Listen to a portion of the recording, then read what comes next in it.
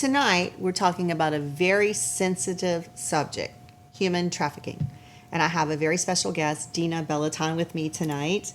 And you are a minister, and you lead prayer line. And trafficking is such a big, big business, unfortunately, now. And Charlotte and the surrounding area is in the top 10 in the country, correct? It is correct. It's a $95 billion a year. I mean, that's a lot. Money. That's a lot. So I think it's so tragic and sad that it is such a big area that's targeted.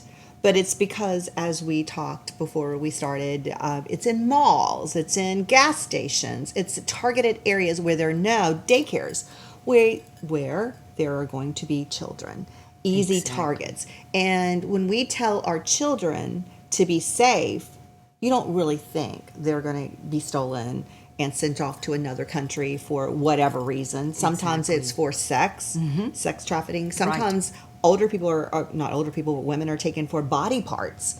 So it's all these different things. So it's really scary. But what I have you as a guest tonight is once they come over the border, or once you find out that they have been trafficked, for sex, you counsel them. You talk to them about how to overcome that, which has to be a very sensitive subject for you. So talk to me about that, Dina. It is. It's very difficult because once they are rescued, they are in a lot of pain. I mean, they're scared. And so we have to do is we take them and we take them to a safe house, and we have special counselors that counsel them and clean them up and just do physical therapy. But it takes a lot. I mean, it takes months and months and months. And it's very difficult because they won't open up to you. They're too scared. They're like, should I trust this person? Because they've been, there's a young girl that she was 15 and she was sold 150 times in 1 month. Sold, and we Operation Underground went and rescued her, and just brought her back, and it was very hard. It takes years, not even months, years for counseling and help, and just help them get back to their normal selves. Which, and I'm sure that's you're never gonna get back to yourself. You will not. But but your company, your ministry, does such a good job counseling and trying to help, because there has to be PTSD. There just has to be some trauma, there. And to have been sold 150 times in 1 month, you're programmed. You're just a sex object, and at such an early age. Yes. So I'm sure there's some intervention and a process, no matter what age, because some of them are children, correct? Yes, some of them, children. They start, I think they're like 10 years old, the youngest, from 10 all the way up to probably 18 or 19. So between those ages, they're sold over and over and over. So it does take their like I said, they're traumatized, they're hurting. They're scared, so it takes a toll on them, and it's gonna be hard for them, definitely. So. And you were saying that it's not just one group that targets the kidnapping and the stealing. It's many groups, because they know that it's possible. We're going to take a quick little break and show some of your volunteering and the great things you do with your ministry, and then we're going to come back and talk about some ways that we as a community can help. Yes, thank you. We're going to take a quick look at these photos.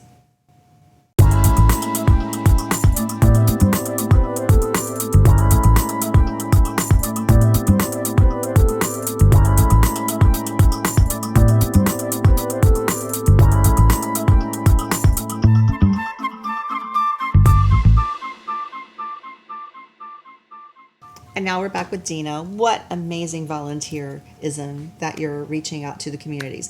So volunteer under Operation Underground. Yes. It is how you are giving back by helping these people that were taken and sex trafficked to get back to their roots and get back to some normality, correct? Yes. So tell me a little bit about that. Well, Operation Underground. Operation Underground, yes. Well, Operation Underground, it's very well known.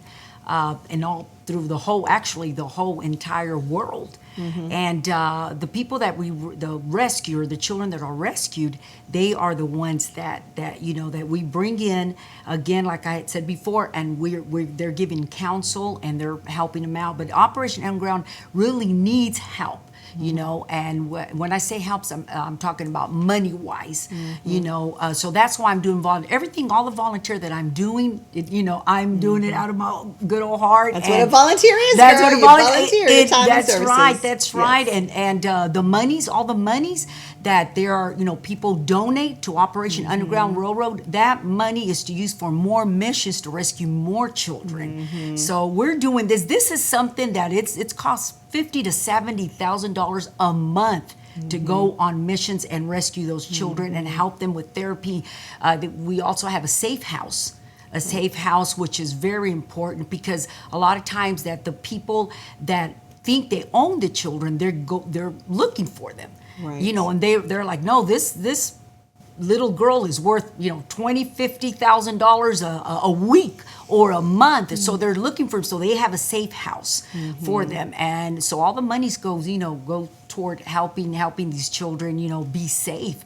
And it's a very dangerous mission. It's a very dangerous mission. Thank you. And I'm sure they feed to you, like, you have these sources that can tell you it's probably standard. They probably move from location to location. Yes, definitely. But I'm sure there are spies out there that will tell you, there's so many in this town and so many in this town, because they move. But I'm sure, the word on the street is where they are moving to, correct? Exactly. And another thing is that they know these people that take these children, they know the area really well. So you don't want to take them to that city. If you take them, move them to another state. So that's it's just the good thing about Operation Underground Railroad is that it's, like I said, it's worldwide, and they have so many different safe houses in different states. So those children are safe. And that's what that's what we work is to keep those children safe. Yeah. So what I think is tragic and sad, your children that are 9, 10, 11, 12 years old, you can watch them. Oh, yes. But when a girl turns 14 or 15 or even 16, probably 14 would be prime. Yes. They're going to want to go to the malls. They're going to want to walk with their friends. And you just don't know. I'm sure they're being targeted, certain girls, probably certain looks. I'm not sure. Yes, it is. It is certain looks, definitely. They look for, it depends. It depends that person that wants to buy them. Right. They want someone blonde with blue eyes, or brunette with, or Hispanic, or, African American, or any nationality. They say, I want you to find this girl for me, and we'll give you, $500,000. Believe it or not, that's what. I believe it. And so, they go and they target them. So yes, the malls is the number one place. Here in Charlotte, unfortunately, Concord is the number one region. Wow. And Concord outlet malls is where they're, they target different kind of, girls. And like you said, it's from 13, 14, 15. It's about that age range. Yeah, that they're looking.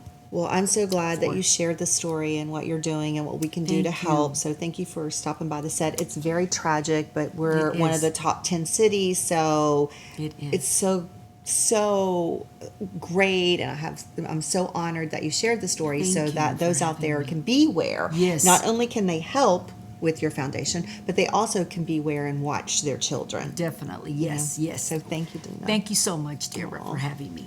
So what a heavy topic tonight, but it's a real topic. It's something that's happening in our world, and it's only going to get bigger and bigger. So be aware, watch your children, and if you can, reach out and help this foundation.